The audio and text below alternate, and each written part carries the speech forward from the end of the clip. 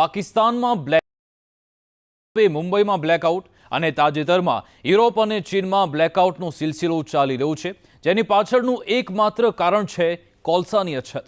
અને હવે આ સિલસિલો ભારત સુધી પણ પહોંચ્યો છે. કોરોના મહામારી બાદ પગભર થઈ રહેલા અર્થતંત્રએ કોલસાની ઘટ સર્જી, તેના પરિણામે દુનિયામાં મોટા પ્રમાણમાં કોલસાનો વપરાશ કરતા અનેક દેશોના માથે ઘનઘોર સંકટ તોડાઈ રહ્યું છે. અને હવે આ સંકટ ભારત માથે પણ કાળા વાદળો લઈને મંડરાઈ રહ્યું છે.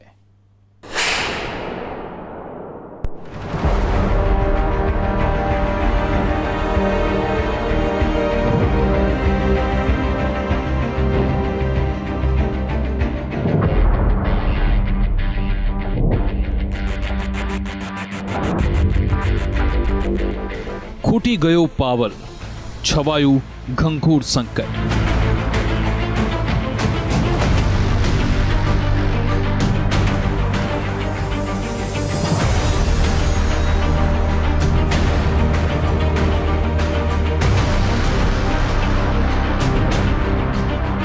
ચીન, યુરોપ બાદ ભારતમાં બ્લેકઆઉટ.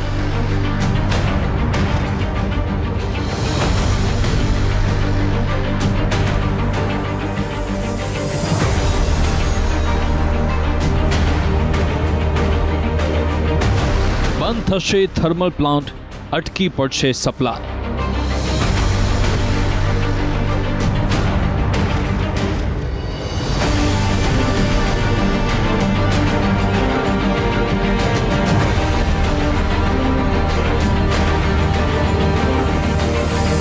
ઉદ્યોગો સાથે ઘરોની પણ થશે બત્તી ગુલ.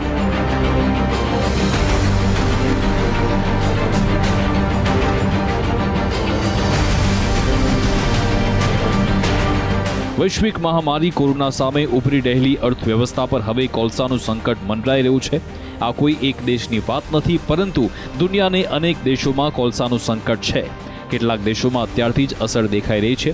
ચીનના મોટાભાગના વિસ્તારોમાં કોલસાની અછતને પગલે બ્લેકઆઉટની સ્થિતિ છે. ચીનમાં કોલસાની અછત એ હદે છે કે રાજધાની બેઇજિંગે કારખાના અને ઉદ્યોગ માટે રોટેશનમાં વીજળી આપવાનો આદેશ કર્યો. આ ઉપરાંત લાખો ઘરોમાં અત્યારે અંધારપટ છે. સ્ટ્રીટ લાઇટ બંધ છે, જેને પરિણામે ચીનના સેંકડો શહેરોની રોશની છીનવાઈ ગઈ. ચીનના વીજળી સંકટને કારણે વૈશ્વિક અર્થવ્યવસ્થા પર સંકટના વાદળો છે. ચીનની સ્થિતિનું નિર્માણ ભારતમાં પણ થઈ શકે છે, કેમ કે અત્યારે ભારત પણ કોલસાની અછતનો સામનો કરે છે. સરકાર પર કોલસા સંકટની સ્થિતિને અસામાન્ય અને અનિશ્ચિત ગણાવાઈ રહી છે. આજની સ્થિતિએ દેશમાં 70% વીજળીનું ઉત્પાદન કોલસા આધારિત થાય છે, ત્યારે દેશમાં સર્જાઈ રહેલી કોલસાની અછત દેશમાં અંધારપટ લાવે તો પણ નવાય નહીં. કોલસાની ઘટને કારણે દેશના અનેક પાવર પ્લાન્ટમાં વીજળીનું ઉત્પાદન ઠપ થવાની શક્યતા છે, જેને લઈ દેશની સૌથી મોટી કોલસા ખનન કંપની કોલ ઇન્ડિયા લિમિટેડ ભારત સરકારના નિશાના પર છે. કેન્દ્ર સરકાર વારંવાર કોલ ઇન્ડિયાને ચેતવણી આપે છે કે વીજળી ઉત્પન્ન કરતા પ્લાન્ટમાં કોલસાની રોજિંદી ખપત નક્કી કરાય. કોલસામાંથી વીજળી બનાવનાર થર્મલ પ્લાન્ટમાં કોલસાની ઘટને કારણે વીજ ઉત્પાદન પર વિપરીત અસર જોવા મળી, જેને પગલે ભારતમાં પણ ચીનની જેમ વીજળી સંકટ પેદા થવાની શક્યતા છે. દેશમાં 70% વીજળી કોલસા આધારિત ઉત્પન્ન થાય છે, ત્યારે જો દેશમાં કોલસાની અછત સર્જાય તો શું 70% વિસ્તારોમાં અંધારપટ છવાઈ જશે?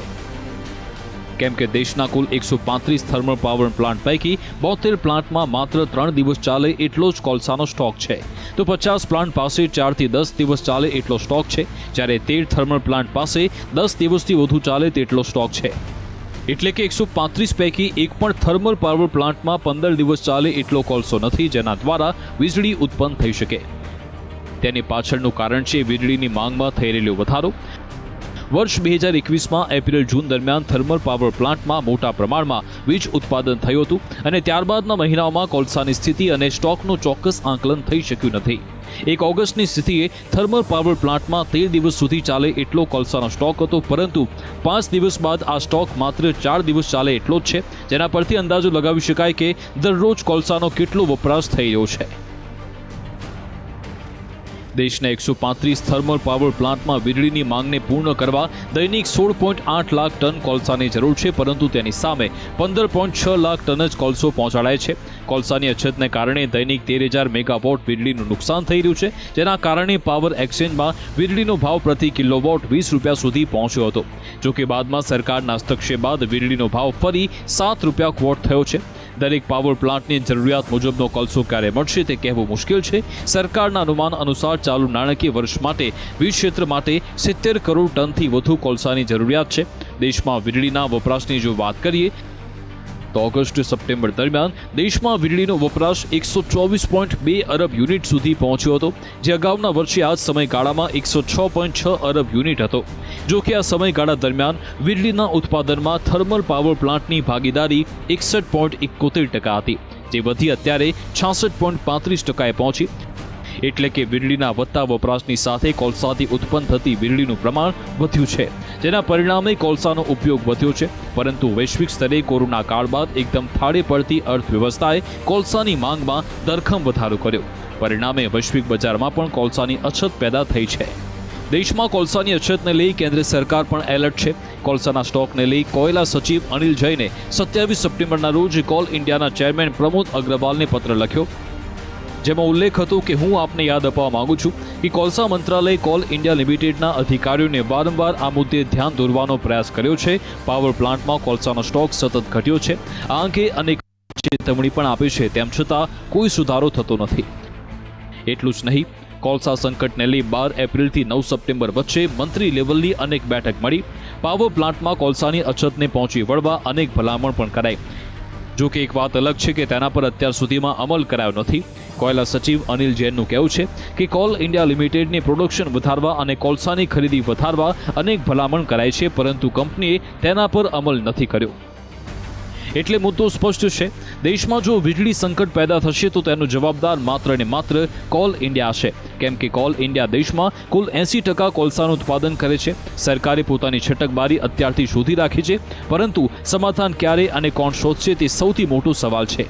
એક બાજુ દેશમાં કોલસાની ઘટ છે તો બીજી બાજુ દેશમાં વીજળી વપરાશમાં સતત વધારો થઈ રહ્યો છે. ઓગસ્ટ મહિનામાં વીજળીની માંગ 124 બિલિયન યુનિટ હતી. કોરોના કાળની સાથે સરખામણી કરાય તો એક મહિનામાં વીજળીની માંગમાં 18 બિલિયન યુનિટનો વધારો થયો છે. કોરોના કાળમાં વીજળીની માંગ 200 ગીગાવોટનો આંકડો આંબી ગઈ હતી અને ત્યારબાદ 170 થી 180 ગીગાવોટ વીજળીની માંગ જોવા મળી. ત્યારે ટૂંક જ સમયમાં વીજળીની માંગ 200 ગીગાવોટ સુધી પહોંચવાની શક્યતા છે, જે વધતી અર્થવ્યવસ્થાના સંકેત આપે છે. વધતા વીજળી વપરાશને પહોંચી વળવા કોલસાની ઉપલબ્ધતા ભારત માટે સૌથી જરૂરી છે, પરંતુ માંગને પહોંચી વળવા દેશમાં કે વિદેશમાં કોલસાનો જથ્થો નથી. ત્યારે કોલસાની અછતને પગલે તેના ભાવમાં પણ વધારો થાય તો નવાય નહીં. જો કોલસાના ભાવમાં વધારો થશે તો દેશમાં મોંઘવારી માજા મૂકશે. ભારતમાં કોલસાની કિંમત કોલ ઇન્ડિયા નક્કી કરે છે, જેના પરિણામે ભારતમાં દેશી કોલસાનો ભાવ વિશ્વમાં સૌથી ઓછો છે. ત્યારે દેશમાં કોલસાની બેન્ચમાર્ક પ્રાઇસ પહેલા કરતાં વધારે છે. આગમાં ઘી હોમવાનું કામ કરે છે કોલસાના વૈશ્વિક ભાવ. ત્યારે જાણકારોનું કહેવું છે કે જો દેશમાં કોલસાના ભાવમાં વધારો થશે તો તેની ગંભીર અસર વીજળી ઉત્પાદન ખર્ચની સાથે મોંઘવારી અને જીવન જરૂરી ચીજવસ્તુના ભાવમાં ધરખમ વધારો થઈ શકે છે, જે ભારત જેવા દેશ માટે આ નિર્ણય રાજકીય રૂપે અપરિપક્વ ગણાશે. કોલ ઇન્ડિયા કોલસાના ભાવની સંવેદનશીલતા જણાય છે અને એટલા માટે છેલ્લા એક વર્ષથી વૈશ્વિક બજારમાં કોલસાના ભાવ વધ્યા હોવા છતાં કોલ ઇન્ડિયાએ ભારતમાં કોલસાના ભાવ સ્થિર અને તર્કસંગત રાખ્યા. ત્યારે હાલની સ્થિતિ જોતા એટલું તો સ્પષ્ટ છે કે દેશમાં વીજળી વપરાશને પહોંચી વળવા કોલસાની જરૂર છે અને ચોમાસામાં અતિવૃષ્ટિના કારણે સ્થાનિક કોલસાનું ઉત્પાદન ઓછું થયું. સાથે જ વિદેશી કોલસો પોસાય તેમ ન હોવાથી થર્મલ પાવર પ્લાન્ટ ખરીદતા નથી. જો દેશમાં કોલસાનું સંકટ દૂર નહીં થાય તો ભારતના 70% વિસ્તારમાં અંધારપટ છવાતા વાર નહીં લાગે અને તેની શરૂઆત થોડા દિવસમાં થઈ શકે છે, કેમ કે દેશના મોટાભાગના પ્લાન્ટમાં કોલસાની અછત અત્યારથી જોવા મળે છે. માટે જો સ્થિતિ આ જ પ્રમાણે રહી તો આપણે ઘનઘોર સંકટ માટે તૈયાર રહેવું પડશે. વીજળીની આદત છોડી અંધારામાં રહેવાની આદત પાડવી પડશે. એસી પંખો છોડી ગરમીમાં શેકાવાની તૈયારી રાખવી પડશે. બ્યુરો રિપોર્ટ, સંદેશ ન્યૂઝ.